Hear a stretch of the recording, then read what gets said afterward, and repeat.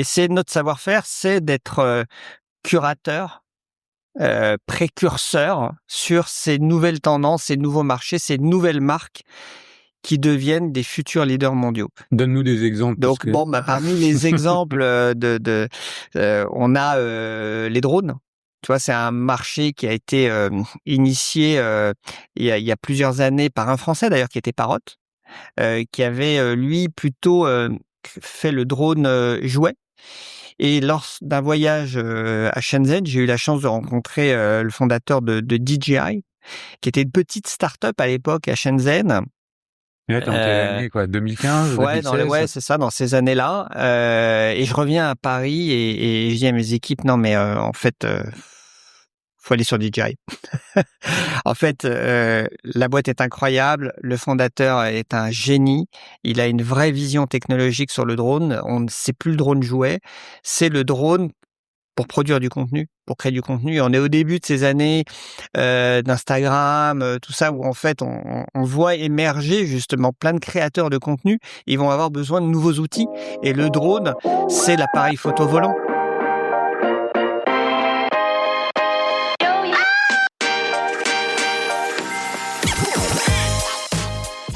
Bonjour et bienvenue sur les Digital Doers. Depuis 2019, je prends le temps de rencontrer celles et ceux qui façonnent et transforment le commerce en France, des dirigeants de marques, d'enseignes, de plateformes, de DNVB ou de solutions qui vivent de l'intérieur les grandes mutations du commerce.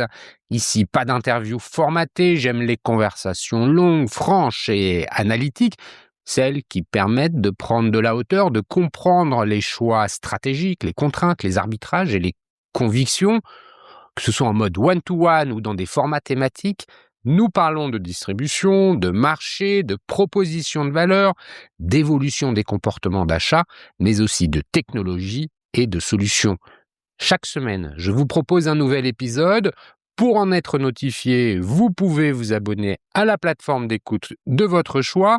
Enfin, pour suivre l'actualité du podcast et de notre écosystème, vous pouvez également me retrouver sur LinkedIn, Instagram, TikTok, Facebook, ainsi que sur mon groupe WhatsApp et bien évidemment sur lesdigitaldoers.com. Tous les liens sont en description de cet épisode.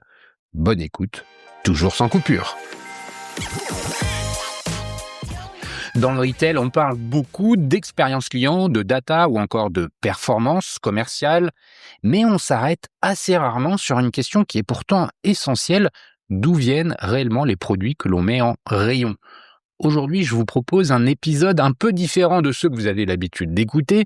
Dans les Digital Doers, je reçois le plus souvent des retailers ou des e-commerçants, mais il y a clairement un angle que l'on explore assez peu, alors qu'il structure beaucoup de choses, celui de l'origine des produits et de la manière dont une innovation technologique devient très concrètement un produit que l'on retrouve en rayon.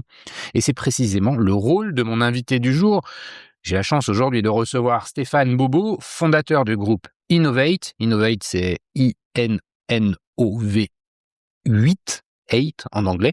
Stéphane évolue depuis plus de 20 ans dans la tech grand public. Il a connu plusieurs cycles, de la téléphonie mobile aux objets connectés, ce qui lui donne aujourd'hui une lecture très concrète des moments où une innovation commence à trouver son marché. Avec Innovate, il fait le lien entre des fabricants, souvent situés en Asie, vous allez le voir, et des distributeurs en France et en Europe, avec une approche très opérationnelle en point de vente. Autrement dit, il se situe à un endroit assez particulier, celui où une innovation technologique devient un produit qui doit trouver sa place et surtout se vendre. Alors la question que je vous propose d'explorer aujourd'hui est la suivante: comment passe-t-on d'une innovation technologique à un produit qui rencontre son marché? Et pour y répondre, nous allons structurer notre échange en 3 temps. Nous commencerons par comprendre le rôle d'Innovate dans la chaîne de valeur. Nous verrons ensuite comment Stéphane identifie les innovations qui vont émerger. Et puis enfin, nous nous intéresserons à la mise en marché et à l'adoption côté consommateur, car une innovation ne vaut que si elle trouve son public. Mais avant de commencer, Stéphane, peux-tu te présenter en quelques mots? Bonjour Cyril, c'est Stéphane Bobo, donc je suis le fondateur et président du groupe Innovate. Alors j'ai une longue expérience entrepreneuriale parce que Innovate, c'est mon 3e groupe. J'ai démarré en 98 quand j'avais 23 ans. À la base, j'ai une formation d'ingénieur du son, originaire de Lyon.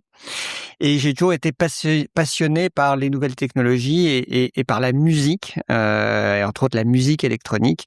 Et c'est à la base à une terrasse de café à Lyon, au Café des Négociants, pour ceux qui connaissent. Ouais, je connais bien, je suis lyonnais comme toi. Voilà que j'ai eu l'idée de ma première entreprise. C'était le début de la téléphonie mobile dans les années 96, 97. Il y avait un téléphone qui sonne, tout le monde se retourne et là je me dis, ce serait tellement bien d'avoir le dernier tube des Daft Punk en sonnerie. Et je monte à Paris avec l'idée, l'ambition, le rêve. T'es encore étudiant, tu commences déjà à bosser? Là, je finissais mes études et donc je décroche un premier job à Paris d'ingénieur du son dans une radio locale. Et la journée, et donc je prends les horaires de nuit pour que la journée je puisse travailler en fait sur ce projet. Et donc un projet un peu fou à l'époque qui était de développer une technologie qui permettrait de télécharger une sonnerie dans un téléphone qui faisait bip bip bip bip et de le faire avec une mélodie. Et donc j'ai la chance de rencontrer un business angel tout début 98, en lui expliquant un peu mon projet fou, qui est de développer cette technologie et de la vendre à tous les fabricants de téléphones mobiles dans le monde. Et ce business angel croit en moi et quelques semaines après l'avoir rencontré, en mars 98, je crée l'entreprise DigiPlug, dont l'ambition est de développer cette technologie de téléchargement de sonnerie. Du coup. Donc, alors pas les premiers mois parce que je démarre avec 12 000 €. 80 000 francs à l'époque, on n'était pas encore passé à l'euro. Bien sûr, ouais. Et donc je garde ce job du soir encore quelques mois, le temps de joindre les deux bouts. Je dépose mes premiers brevets. Et attends, comment tu fais pour développer ça? Parce que tu avais la compétence technologique technique pour le faire. Ouais, alors en fait, je me suis beaucoup intéressé justement aux technologies de compression. J'ai recruté un ingénieur dans le sud de la France qui m'a aidé à développer ces algorithmes et à déposer en fait les premiers brevets. Et ensuite, je vais voir les opérateurs de téléphonie en France. Le challenge technologique, attends, je t'arrête 2 secondes parce qu'il faut pas oublier qu'en 98, la technologie qu'il y a dans les téléphones, c'est pas la puissance qu'il y a aujourd'hui. Il fallait que ça tienne en quelques bits, octets. Parce qu'en fait, l'enjeu, c'était de prendre un fichier musical extrait d'un clavier, d'un synthétiseur en MIDI. C'est une norme que connaissent bien les musiciens sur les claviers, les pianos, les synthétiseurs plutôt, et de recréer une mélodie comme ça sur un synthé. Donc la musique des Daft Punk par exemple, ou le fameux James Bond ou Mission Impossible, et d'extraire ce fichier MIDI et de le compresser en 140 octets, qui était le nombre de places disponibles dans un seul SMS. Je sais pas si tu te souviens, à l'époque, on était limité à 140 caractères pour écrire un SMS. Et donc ces 140 caractères correspondent à 140 octets. Et donc l'enjeu, c'était d'avoir une technologie de compression extrêmement performante pour transformer ce fichier MIDI qui faisait plusieurs kilos, centaines de kilos, en 140 octets.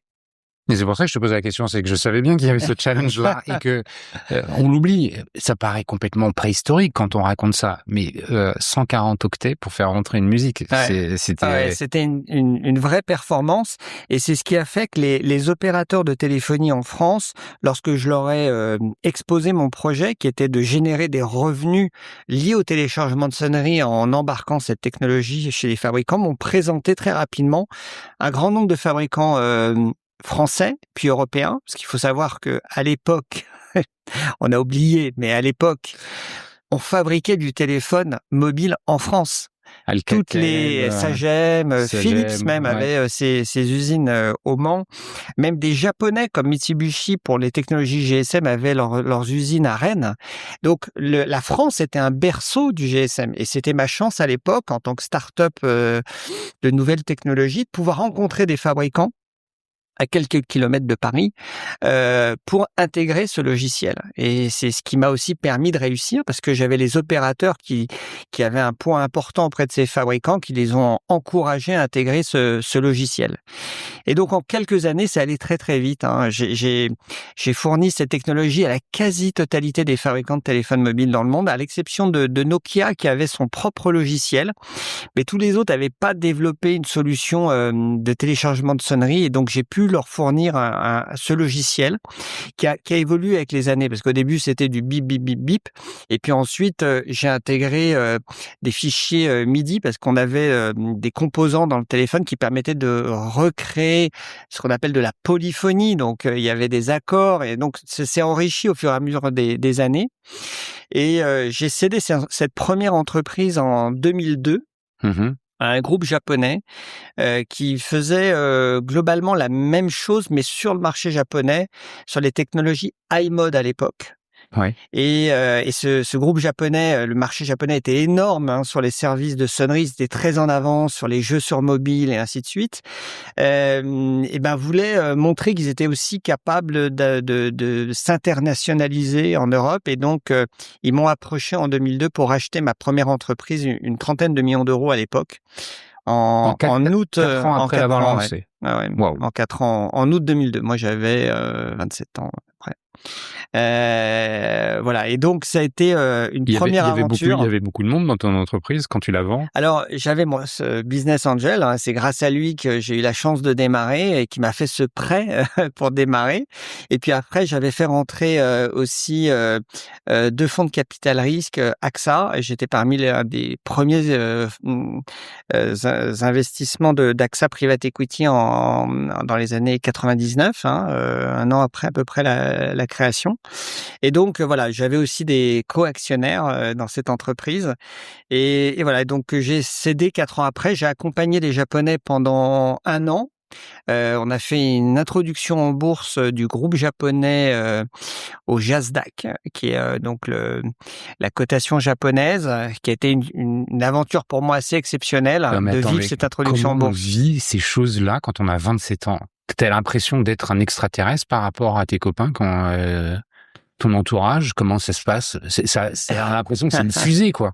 Ouais, tout est allé très vite. Alors, il faut se rappeler qu'à cette époque, dans les années 2000, hein, parce que moi, j'étais vraiment entre 98 et 2002, donc en plein dans les années 2000, c'était l'explosion de la bulle Internet.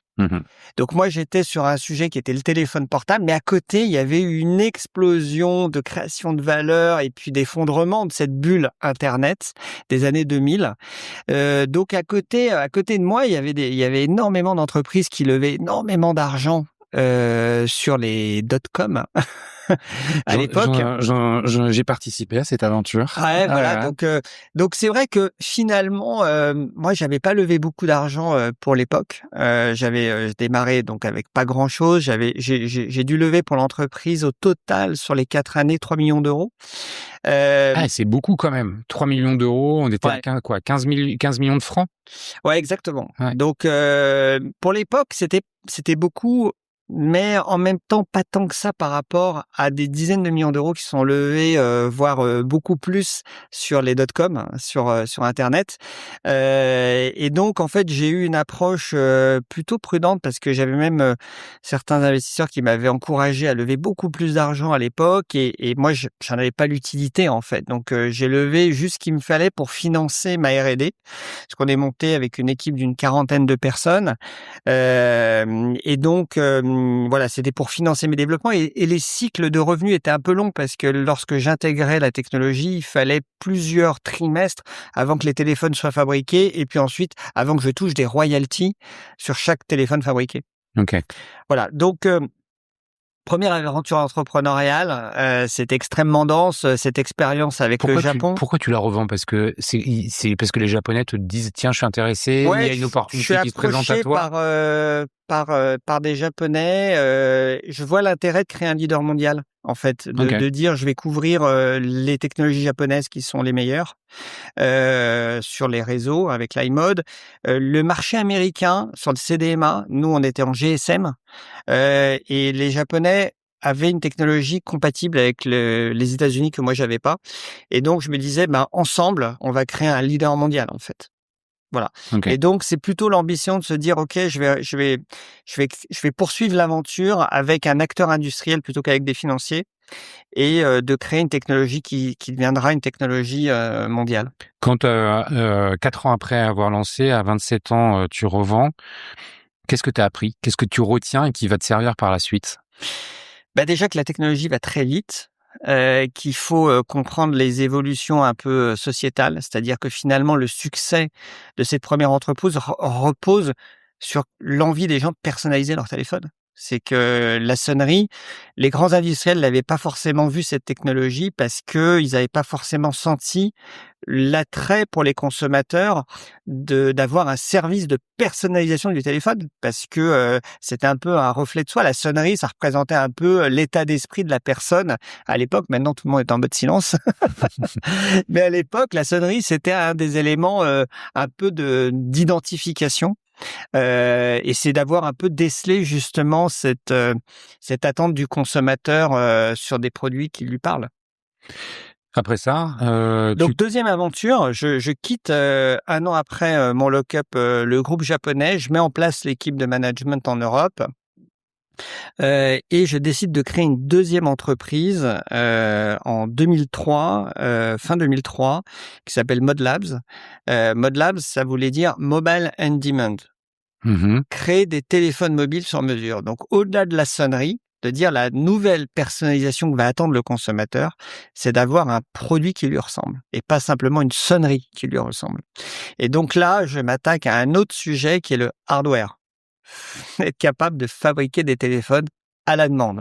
Oui, parce que là, on n'est pas sur la coque personnalisée, là. Non, là, on est vraiment sur le produit. Et donc, en fait, c'est pour ça que mon aventure de vie entrepreneuriale, c'est un fil conducteur qui a démarré par la personnalisation du téléphone portable.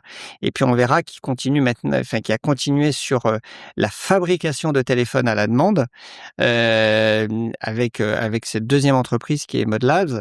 Et puis, on verra après la suite sur Innovate, justement. ModLabs. MobLabs, est-ce que tu pars du constat que, avec les sonneries, le consommateur cherchait, comme tu viens de l'exprimer, à personnaliser son device, et l'idée, c'est de pousser la chose encore plus loin avec le hardware. Exactement. De créer du téléphone à la demande. En se disant, finalement, il n'y a pas un seul téléphone pour tout le monde. Il y a plein de cas de design de téléphone. Et on rentre dans l'époque, je sais pas si tu te souviens, de l'explosion créative du téléphone portable. On est passé du téléphone bar type très classique, à la brique, au téléphone à clapet, au téléphone coulissant, le slider. Ouais. Et dans cette époque, on avait énormément de créativité sur les designs. Les écrans couleurs sont arrivés, la 3G est arrivée, et donc il fallait équiper tout le monde. Donc on est dans cette époque où tout le monde veut un téléphone portable. Et donc il faut des téléphones qui correspondent à tous les goûts, tous les styles. Et en même temps, il y a eu aussi une transformation industrielle qui s'est passée dans les années 2000. Enfin, que moi j'ai vécu en fournissant avec Digiplug des logiciels aux fabricants. Au tout début, je te disais, je fournissais les fabricants qui fabriquaient en France, en Europe. Et puis dans les années 2001-2002, en fait, je passais mon temps en Chine, en Corée ou à Taïwan, parce qu'il y a eu l'arrivée de ce qu'on appelait à l'époque des ODM, des sous-traitants qui allaient fabriquer pour le compte de tiers. Et donc, tu avais donc tous ces fabricants européens qui sous-traitaient leur développement et leur fabrication à des sous-traitants asiatiques. Et donc, pour fabriquer pour le compte d'Alcatel ou de Sagem, il fallait que j'aille voir ces fabricants pour leur vendre des logiciels parce que tout se passait là-bas. Et donc, quand j'ai créé ModLabs, je me suis dit, finalement, moi aussi, je peux créer un téléphone. Donc, je connais tout cet écosystème de fabricants chinois qui sont en train d'arriver. Tout était en train de basculer progressivement en Chine. Et donc, je crée ModLabs avec cette idée de dire, je vais proposer d'abord aux opérateurs télécoms de créer des téléphones à leur marque. Parce que pour le consommateur, que le téléphone s'appelle Alcatel ou Sagem, c'est pas spécialement vendeur. C'est pas les rois du marketing. Et demain, je vais proposer à des marques grand public aussi de designer leur téléphone pour leur compte et avoir les sous-traitants en Chine, par exemple, pour fabriquer l'électronique. Donc tu vas acheter en tant que consommateur un téléphone SFR, France Télécom, Par Bouygues, exemple, parce qu'à l'époque c'était c'était pas le encore début. Orange. Et puis ensuite, je suis allé voir des marques de mode, puis des marques de luxe, en travaillant avec des grandes marques de luxe du groupe LVMH, avec Tag Heuer, qui était la première marque horlogère qui s'est lancée dans l'aventure du téléphone de luxe. Et donc il a fallu créer ce marché, de dire ok, on connaît l'horlogerie de luxe, qu'est-ce qu'un téléphone de luxe? Et donc un téléphone de luxe, ça démarre par un design iconique, utilisant des matériaux nobles comme par exemple l'acier 300 CZ qu'on utilise dans l'horlogerie. Le corps du téléphone va être fabriqué avec ces matériaux-là. Les revêtements, on va utiliser des cuirs, des cuirs d'alligator, des matériaux précieux en or, parfois l'incrustation de diamants. Et donc, on va créer une œuvre d'art, en fait, en Je me téléphone souviens, mais portable. je me souviens de ça. Ça paraissait complètement surréaliste. Ça paraissait dingue. Ouais. Mais c'est surprenant comment, à cette époque où le marché n'était pas mature encore, hein, on était encore en phase d'acquisition de clients, parce qu'il fallait équiper tout le monde. Mais à quel point c'était extrêmement créatif par rapport à aujourd'hui. C'est-à-dire que on le voit aujourd'hui, finalement, le design évolue très très peu. Hein. Quand on voit les évolutions d'iPhone ou de téléphones Android, ils se ressemblent globalement tous les uns après les autres. Les évolutions est très très fine. Alors qu'à l'époque, il y avait, je dirais, il y avait une créativité hallucinante sur les designs des produits. Aujourd'hui, finalement, cette créativité, elle prend la forme des coques, non? Et encore, même sur les coques, aujourd'hui, on est sur un marché de protection. On veut une coque transparente. Voilà, enfin globalement, enfin je veux dire une coque qui résiste parce que les téléphones coûtent de plus en plus cher et on veut surtout bien les protéger avec des coques qui résistent au choc, mais c'est beaucoup moins créatif qu'il y a quelques années. Et donc voilà, donc ma deuxième aventure, ModLab, je me lance dans cette aventure du téléphone mobile personnalisé, créé sur mesure pour les opérateurs d'abord, puis Les marques. puis pour les grandes marques de luxe.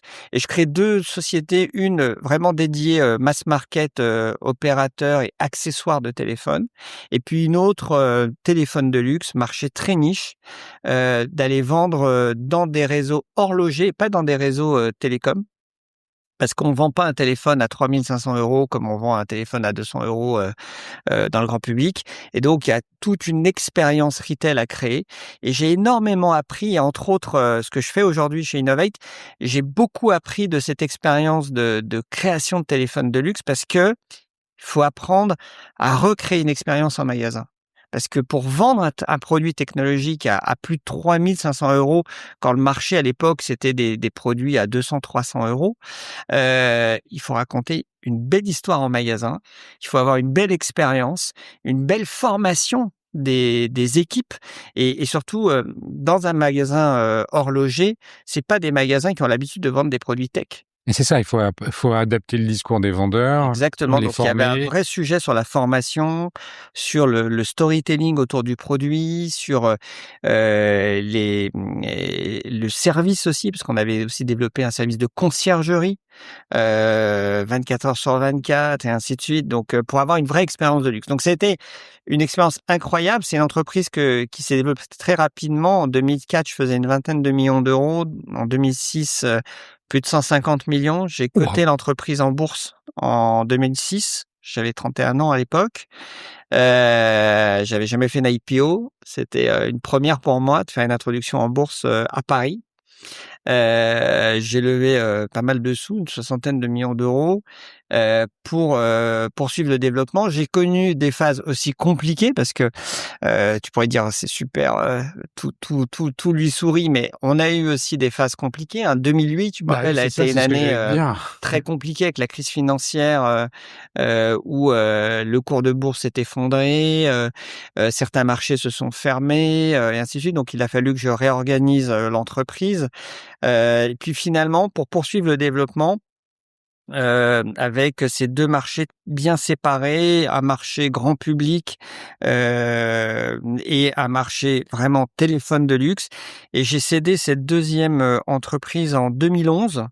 En 2 temps, d'un côté, la partie grand public, accessoires de téléphone et téléphone mobile grand public à une autre société cotée en bourse pour une centaine de millions d'euros. Et puis ensuite, j'ai sorti des activités téléphone de luxe qui ont été ensuite réintégrées chez les marques avec qui je travaillais et qui font maintenant des montres connectées. Et donc, c'est en 2012 que je crée l'entreprise que je gère aujourd'hui, qui est pour moi ma plus belle aventure entrepreneuriale, c'est celle que je vis aujourd'hui avec Innovate. On va revenir dessus assez longuement. Pour conclure sur cette période téléphonie mobile, même question que je te repose à nouveau après les sonneries. Qu'est-ce que tu as appris? Avec quoi tu pars qui te servira pour la suite avec Innovate? Même si en filigrane, tu nous l'as un peu dit. Alors, dans les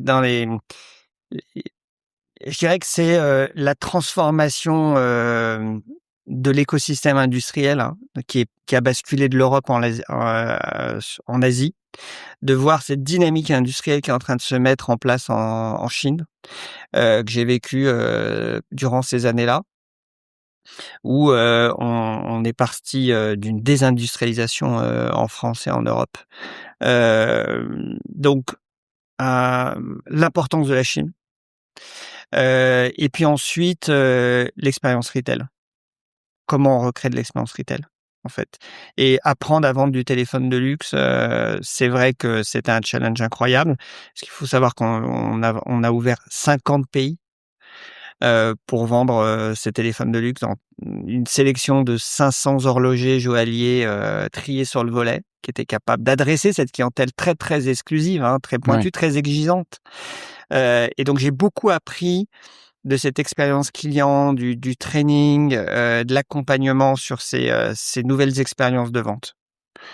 D'un point de vue entrepreneur, manager d'une organisation, tu as eu, on l'a vu, 2 tailles différentes entre la première et la deuxième entreprise. Tu as fait quand même, tu as passé un palier. C'est quoi les challenges? Parce que là, tu parlais d'une IPO. Il y a des enjeux financiers qui sont différents, des enjeux de ressources humaines.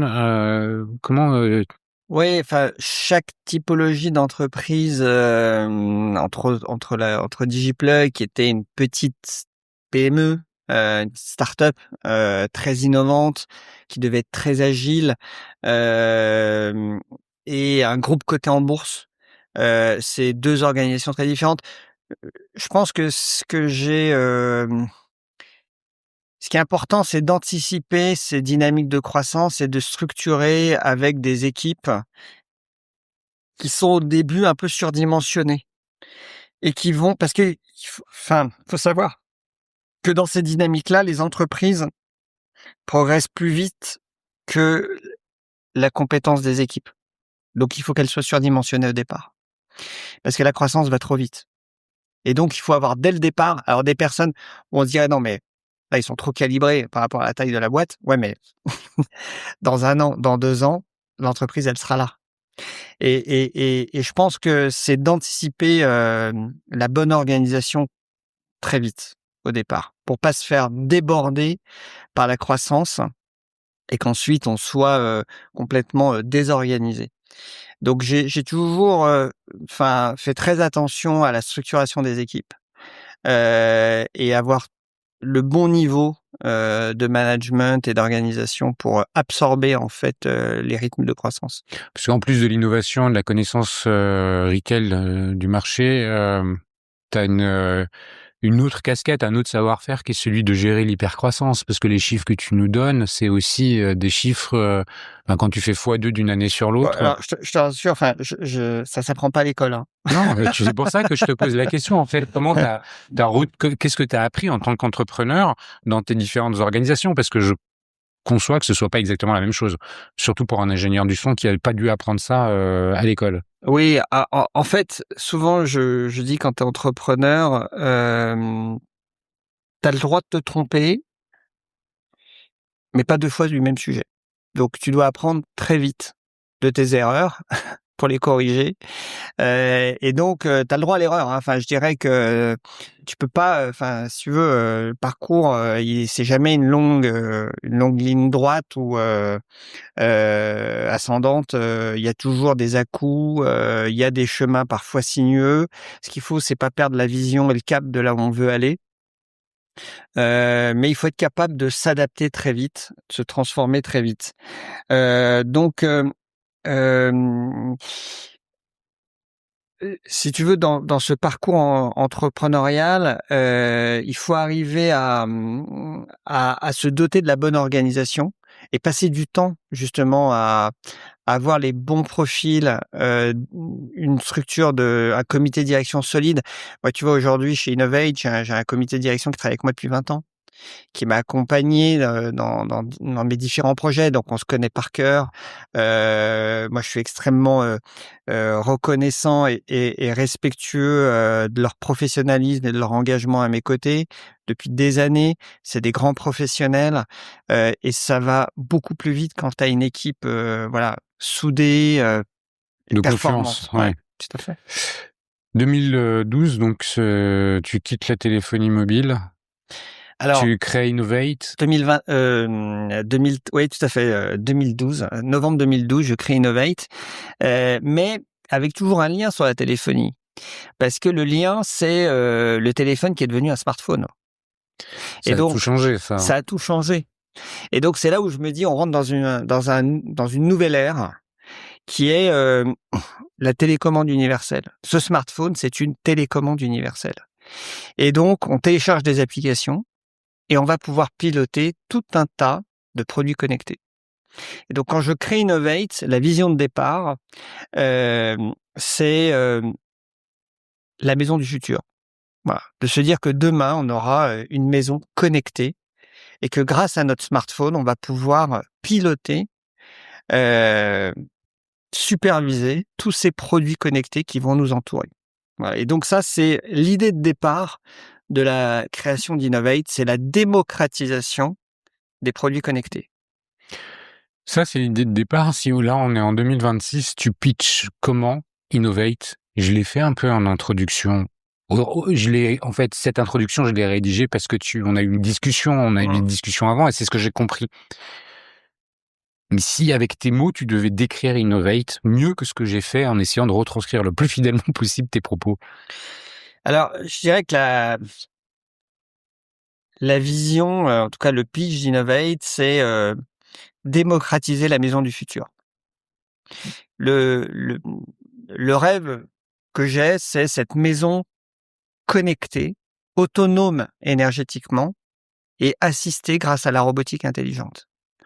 Et donc, chez Innovate, on développe toute l'offre produit, des services pour adresser cette vision de marché.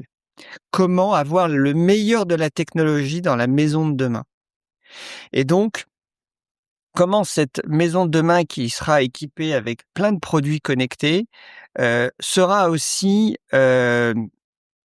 alimentée grâce à des ressources d'énergie renouvelables. Et c'est pour ça que, tu le verras dans le groupe, on a cette division Innovate Power que j'ai créée il y a 3 ans, qui est de démocratiser l'utilisation de ressources d'énergie renouvelable telles que le solaire. Et troisièmement, cette maison sera demain assistée grâce à la robotique. Et cette robotique, elle est en train de venir dans des produits du quotidien. Je te montrais tout à l'heure des robots aspirateurs, des robots tondeuses, des robots de piscine, des robots pour nettoyer les vitres. Donc en fait, on a déjà des débuts de robotique qui sont en train d'arriver dans des produits consommateurs. Et la vision ultime, c'est le robot domestique. C'est le robot humanoïde qu'on aura certainement chez soi dans 10 à 15 ans. J'en ai un juste à côté. Ouais, Là. t'en as un juste à On a côté. fait un beau selfie avec lui, vous le verrez Qui sur, fait 1m70. sur le réseau. Et donc, et là, tu vois, j'ai l'impression, moi, de revivre les débuts de la téléphonie mobile où il fallait équiper tout le monde. On est à l'année 1 de la robotique. On va revenir plus largement sur tout ça. La place d'Innovate dans cette chaîne de valeur, t'es pas un grossiste ou t'es pas que un grossiste. Tu fais beaucoup plus que ça. Il y a une dimension qui est liée au sourcing, évidemment le pilotage des stocks, et puis il y en a une autre dimension qui est, on va dire, le merchandising, l'adaptation du point de vente, la formation des vendeurs, bref, démocratiser l'accès aux innovations que le grand public ne connaît pas forcément. Est-ce que tu peux un peu nous développer tout ça?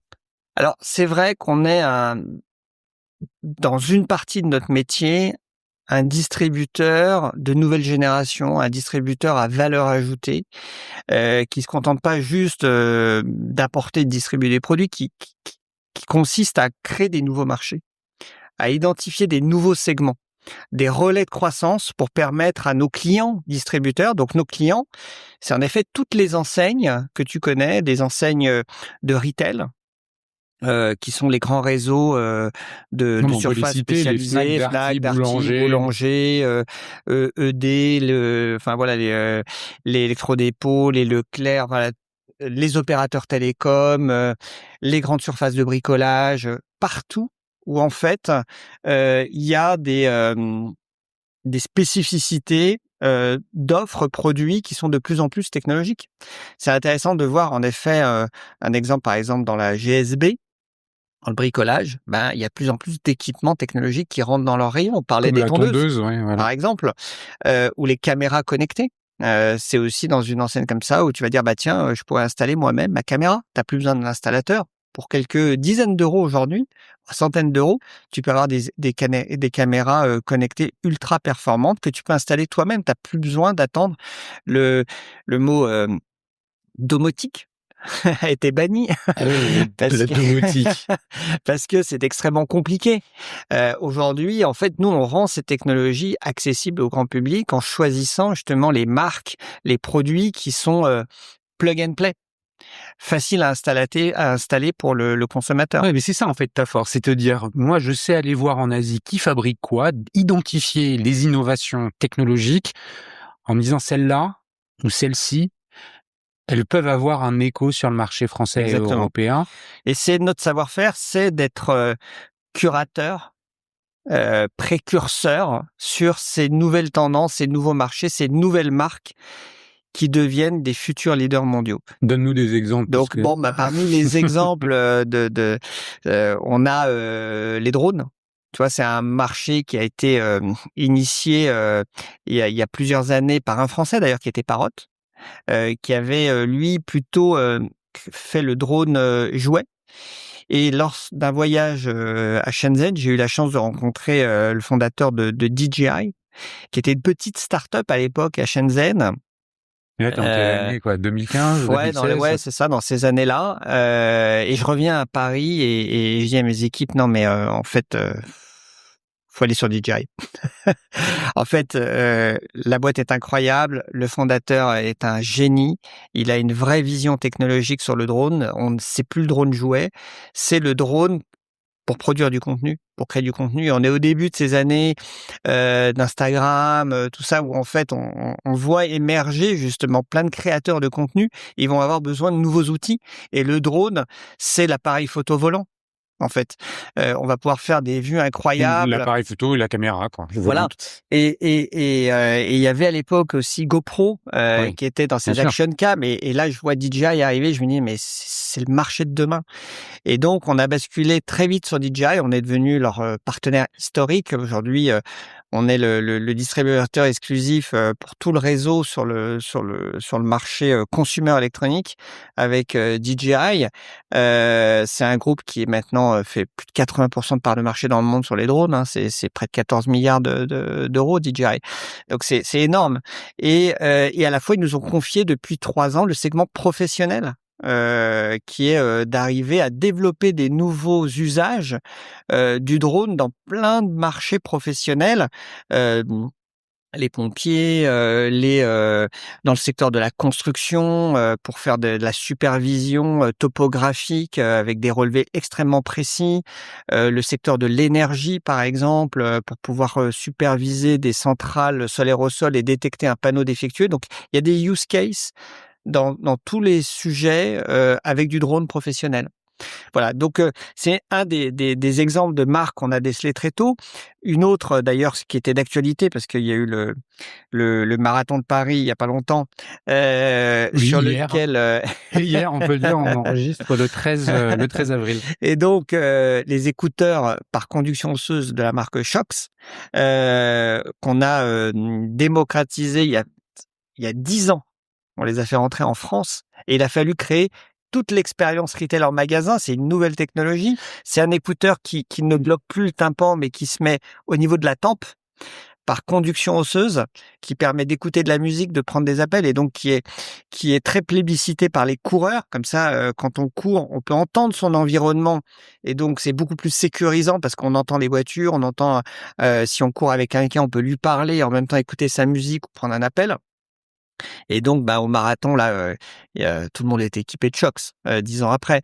Et donc, c'est une marque qu'on accompagne depuis 10 ans. On double de chiffre d'affaires chaque année. C'est un vrai succès commercial. Mais justement, venons-en au succès commercial. Qu'est-ce qui fait que ces marques-là, DJI ou Shox, rencontrent leur public? Qu'est-ce que toi, tu apportes auprès des distributeurs pour faire comprendre à leurs propres consommateurs l'intérêt de cette innovation technologique? Eh ben, notre métier, c'est de démocratiser ces technologies. Donc pour ça, il faut aussi qu'on soit capable de convaincre des acheteurs auprès des enseignes de créer des nouvelles catégories, de savoir où est-ce qu'on va positionner, par exemple, des drones, dans quel rayon on va vendre du drone.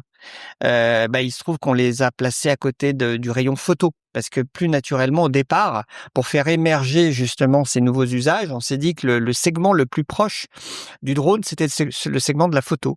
Des gens qui faisaient de la photo loisir, plaisir ou professionnel, ont découvert juste à côté des appareils classiques du drone. Et on commençait à adopter ces drones pour pouvoir les utiliser pour de la création de contenu.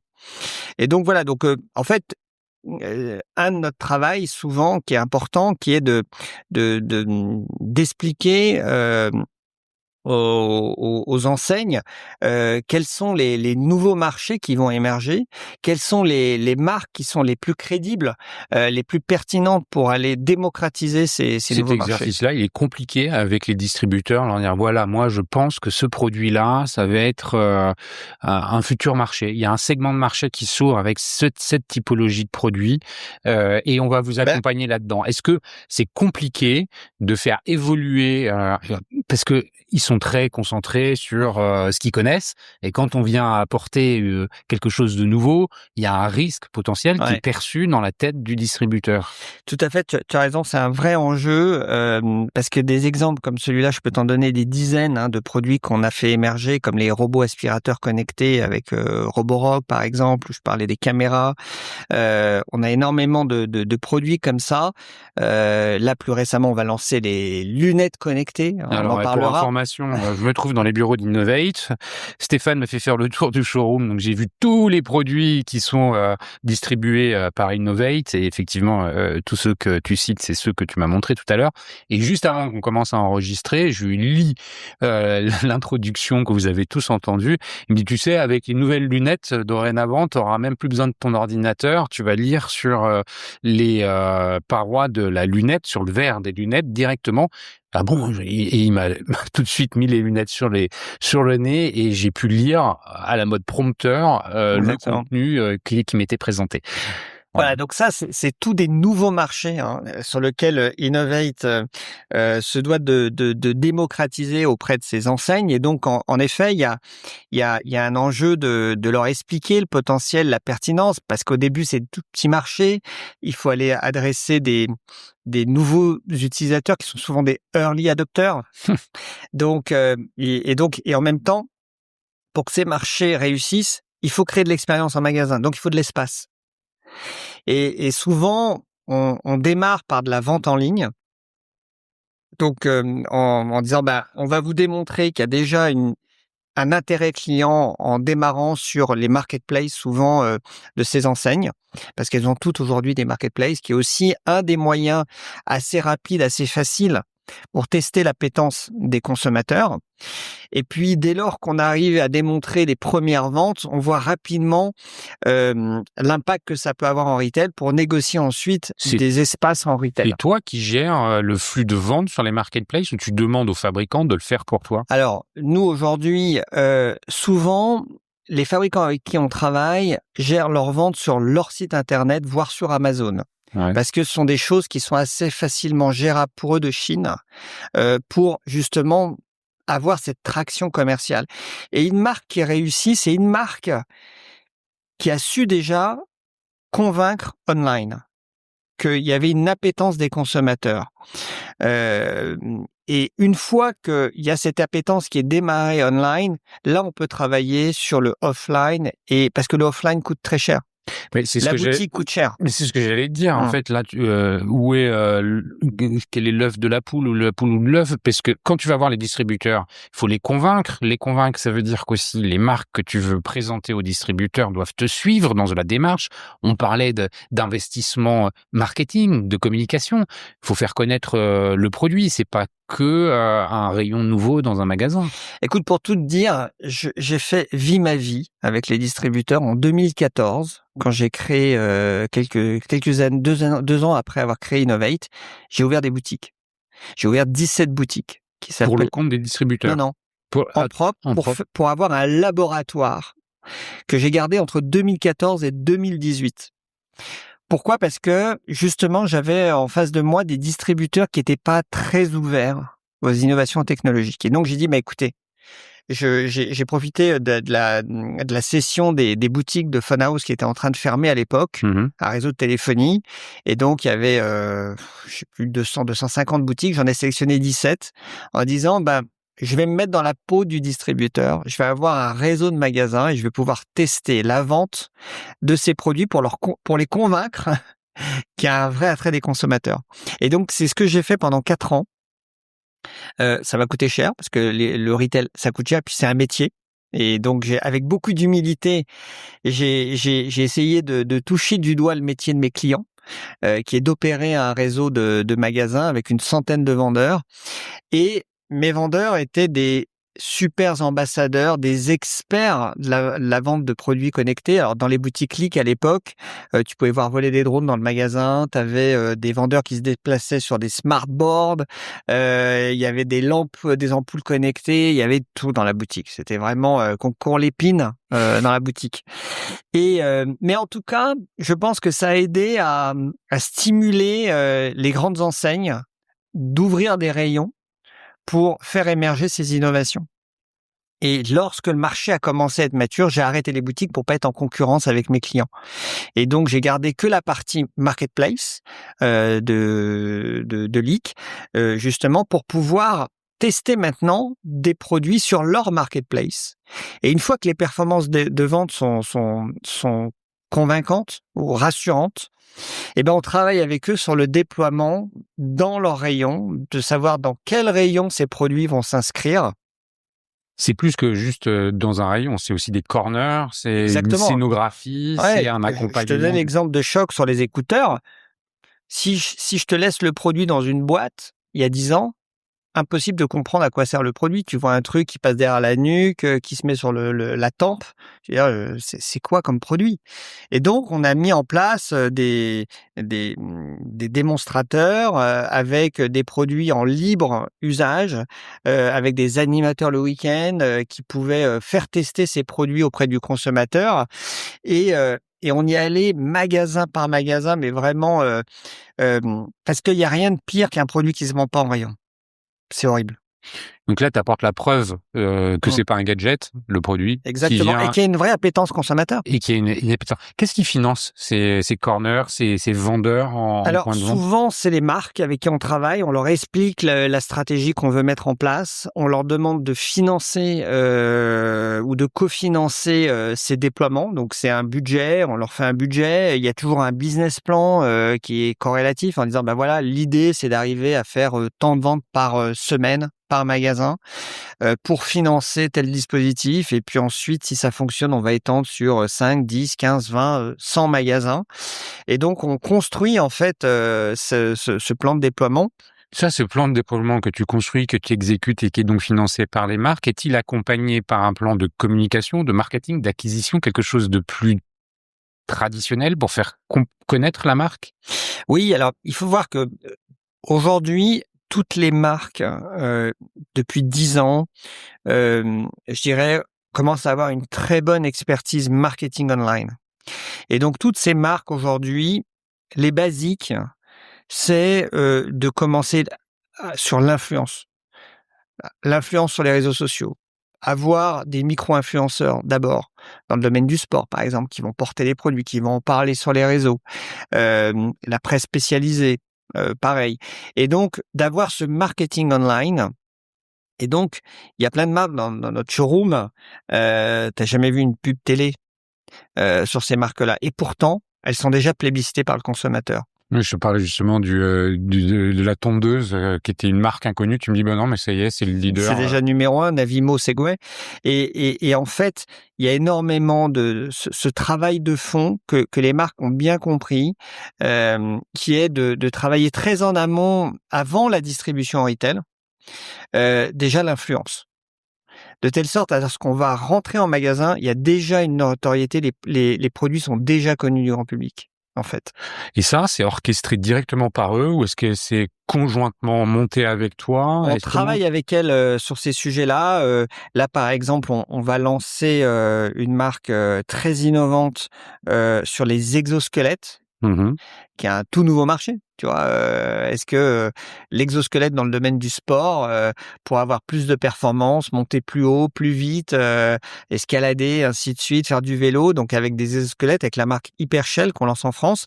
Et là, on monte un événement conjoint qu'on va faire la semaine prochaine sur la Tour Eiffel.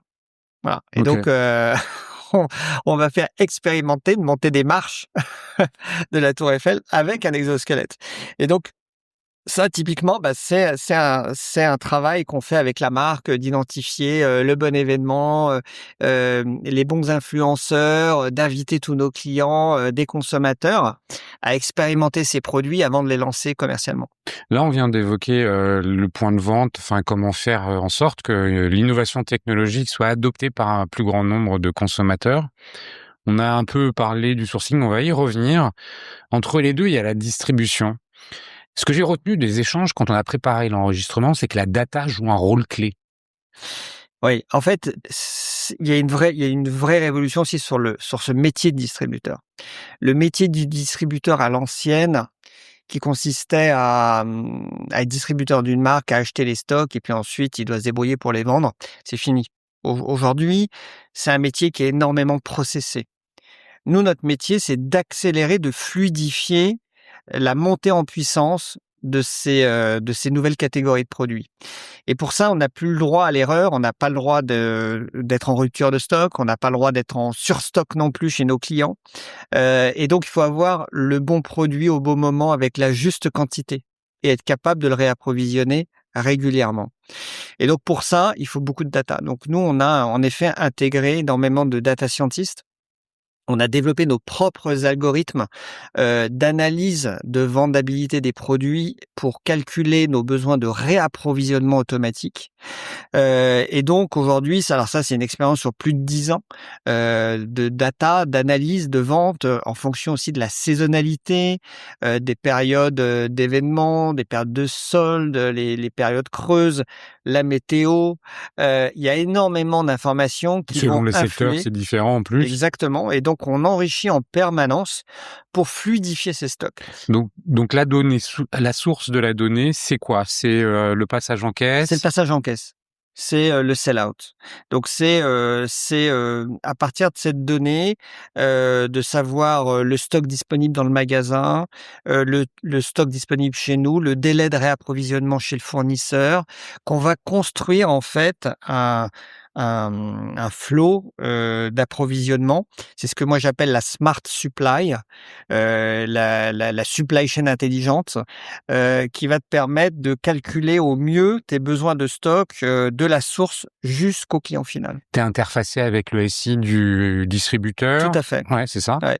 Et donc on essaye de plus en plus. Alors il y a des SI un peu anciens qui sont compliqués pour avoir de la donnée quotidienne. Donc des fois on la recalcule parce qu'on a la donnée que de manière mensuelle ou hebdo. On essaye de la recalculer. Mais l'idéal pour nous c'est d'avoir de la donnée en temps réel pour bien comprendre en fait les cycles de vente des produits. Comment s'organise la supply réellement, concrètement, les stocks? Tu me parles des points de vente, on comprend qu'il y a un petit stock en point de vente, mais que il n'est pas directement alimenté des fabricants en Chine, si, ou il y a un hub, il y a il faut savoir qu'aujourd'hui les fabricants en Chine restent des unités de production, ils ont des capacités industrielles de production et ils ont besoin de s'appuyer sur des acteurs locaux comme Innovate pour être capable de gérer l'ensemble de l'importation de ces produits et du dispatch sur tous les canaux de distribution. Et on a des canaux de distribution qui ont des visibilités de plus en plus courtes. Ils sont plus capables de s'engager, comme il y a des années, sur des programmes de commandes sur des mois. Aujourd'hui, ils commandent au mieux à la semaine. Ouais, on était du tout. Et c'est notre métier d'être capable de nous adapter à ce peu de visibilité et de leur apporter le maximum de support et de connaissances pour adapter au mieux les stocks et d'éviter les ruptures ou les surstocks. Donc toi, tu stockes quand même. Oui, donc nous, on a, et un de nos enjeux, c'est de stocker, d'avoir la disponibilité pour que tout le monde soit bien alimenté, soit pas en rupture de stock, mais de pas surstocker. Donc il faut une connaissance très fine. Et puis, tu sais, on a une activité qui a une très forte croissance. Cette année, sur l'exercice 2025, on a réalisé 340 millions d'euros. C'est une croissance de 25% par rapport à l'année précédente. Mais ça n'est possible que par une gestion des stocks extrêmement fine et une gestion du cash. Parce qu'à la fin... Tu as des enjeux de BFR énormes. Énormes. Ouais. Et donc, ma meilleure satisfaction, c'est d'avoir financé cette croissance avec une baisse de mon niveau de BFR de moins 20%. Donc, tu vois l'écart? Et ben, tout ça, c'est grâce à la data. C'est la data, donc la tech. Donc, est-ce que là-dedans, vous optimisez? Est-ce que vous cherchez à faire de la prospective malgré les retailers, même s'ils te donnent pas et qu'eux ils veulent pas s'engager? Est-ce que toi, sur cette typologie-là, avec ce type de retailer-là, voilà comment ça va osciller dans l'année? Oui, bah ça c'est le track record qu'on a depuis des années, de travailler avec toutes ces enseignes, tous ces réseaux, de comprendre justement les saisonnalités et puis aussi les dynamiques. C'est-à-dire qu'aujourd'hui, on a des benchmarks, on sait qu'un produit qui démarre dans ses premières semaines avec telle vendabilité sur un nombre de points de vente, on arrive assez facilement aujourd'hui à extrapoler sa capacité de vendabilité au niveau national. Alors, et là-dedans, l'IA, ça vient t'aider ou pas?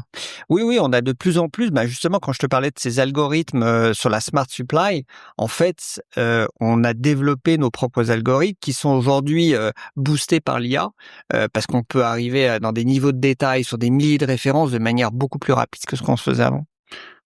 Alors, merci pour ces précisions. On en a un peu parlé, le sourcing. hyper important pour aller détecter les tendances. Tu me présentais les lunettes tout à l'heure dont on parlait. Et bon, les vendeurs de lunettes, il y en a plusieurs, il y en a pas qu'un. Il faut identifier celui qui est le plus mature dans sa technologie, le produit le plus design. Enfin, je sais pas quels sont les critères.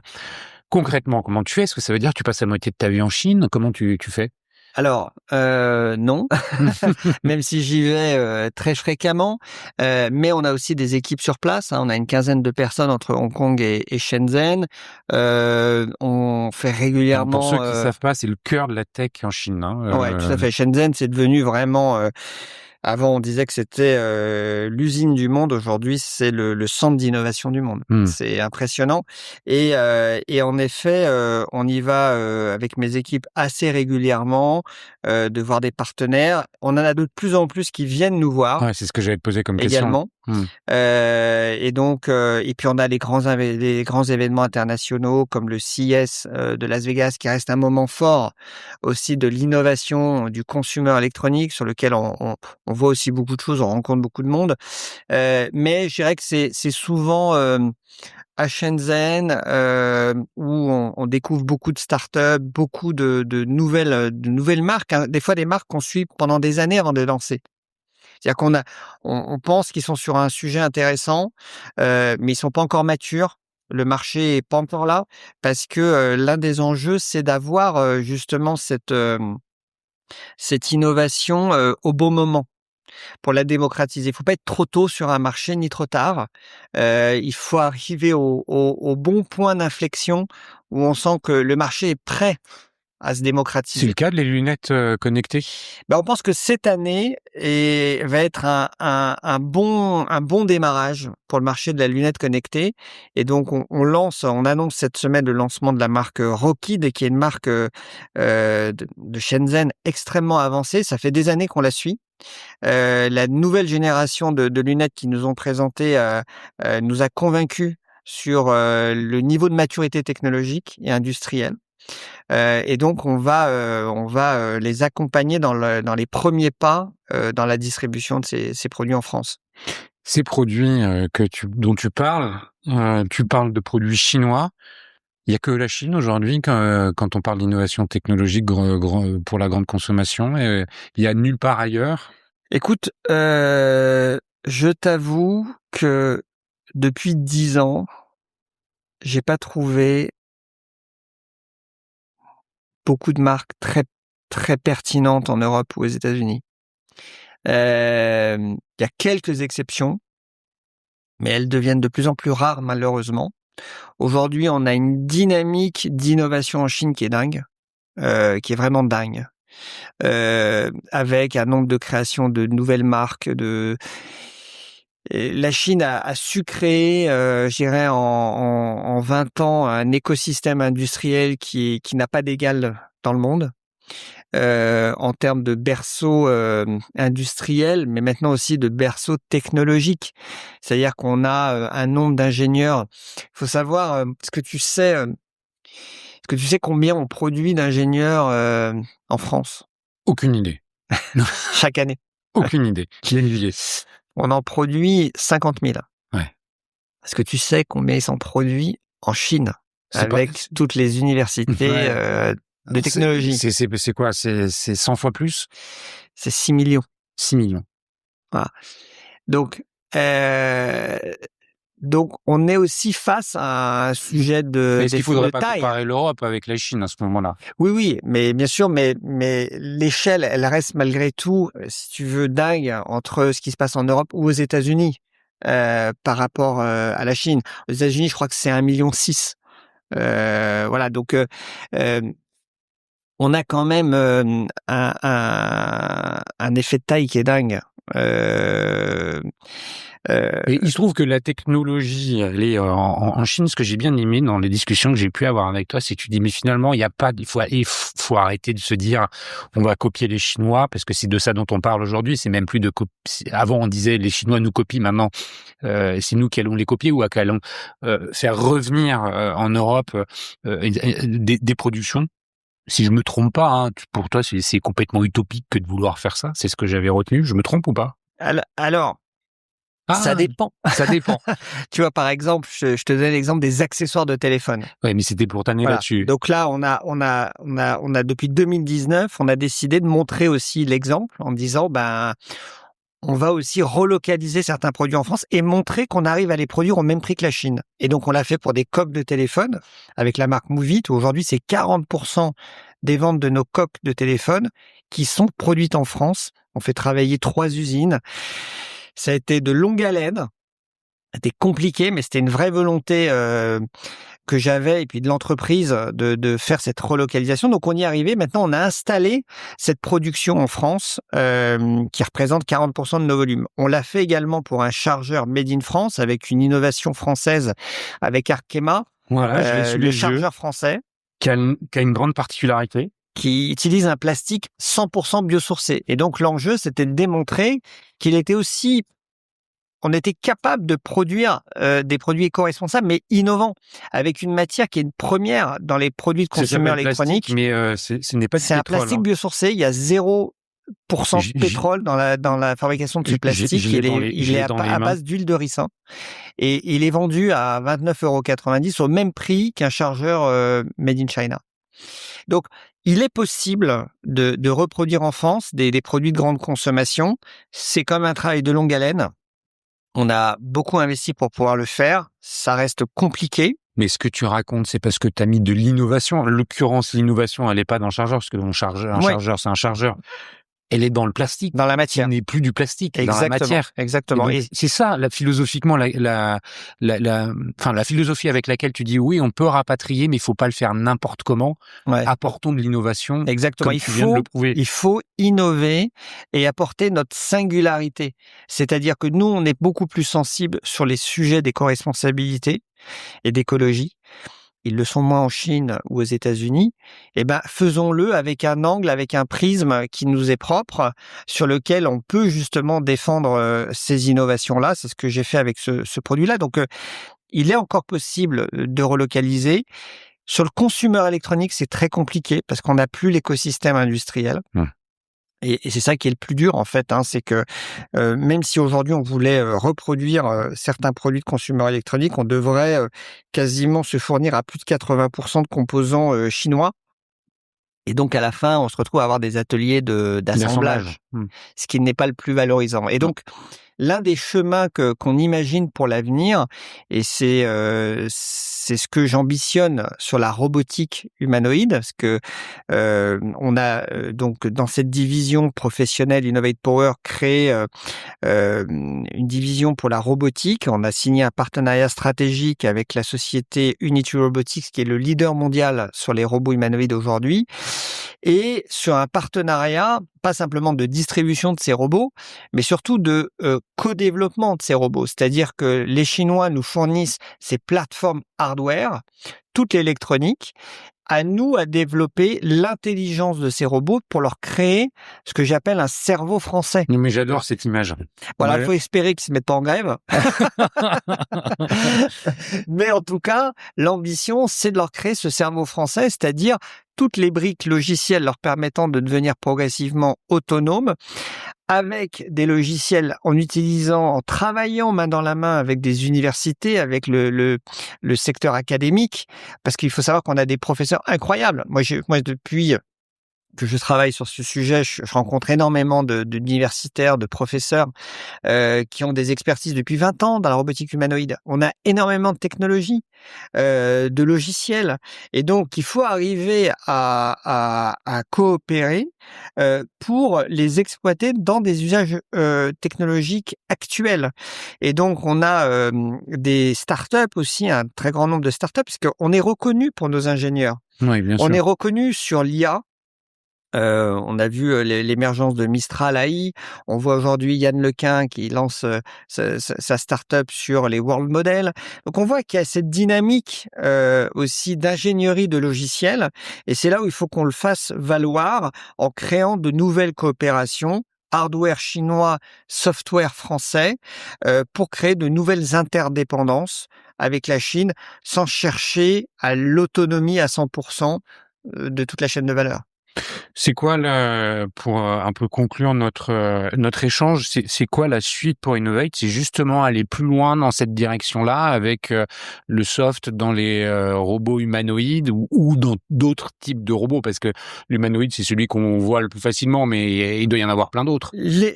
La suite de l'aventure pour Innovate, c'est d'évoluer vers un métier de solution provider, de pas être simplement distributeur ou fabricant de produits, mais d'être solution provider. Cette capacité à intégrer tout un tas de logiciels, de solutions pour apporter une solution complète à un client. Et donc pour permettre demain, en effet, à une entreprise logistique, à une entreprise industrielle ou de surveillance, d'être dotée d'équipements qui vont intégrer tout un tas de composants, hardware, software, cloud, et que Innovate soit capable d'apporter ces solutions complètes en travaillant main dans la main avec tout un tas d'acteurs différents, d'intégrateurs aussi. Et donc, en effet, il n'y a pas que le robot humanoïde. Il y a aussi, par exemple, on lance cette année des robots de nettoyage professionnel, où il y a toute une composante logicielle pour pouvoir opérer dans des hypermarchés, dans des centres logistiques, dans des centres industriels. Donc la robotique, on va vivre avec les prochaines années. À nous à créer justement tout cet écosystème, et on espère que on arrivera à faire valoir le savoir-faire français au niveau international. Eh ben, écoute, Stéphane, je te souhaite d'avancer à fond dans cette direction. Merci beaucoup pour la qualité de l'échange. J'ai adoré cette conversation. Franchement, elle sort des épisodes que j'enregistre d'habitude, mais j'ai vraiment adoré. C'est un pas de côté par rapport à la réalité quotidienne des retailers et des e-commerçants, voir un petit peu les autres acteurs qui gravitent autour dans cette chaîne de valeur. Merci beaucoup. Merci, chers auditeurs, pour votre fidélité et les messages que vous me faites parvenir. Si vous découvrez cet épisode, abonnez-vous auprès de les Digital Doers sur toutes les plateformes d'écoute, quelles qu'elles soient, et YouTube compris. Si vous voulez rentrer en contact avec Stéphane, je pense que LinkedIn. C'est le bon, c'est le bon endroit. Stéphane, merci encore et puis je te dis à bientôt. Merci.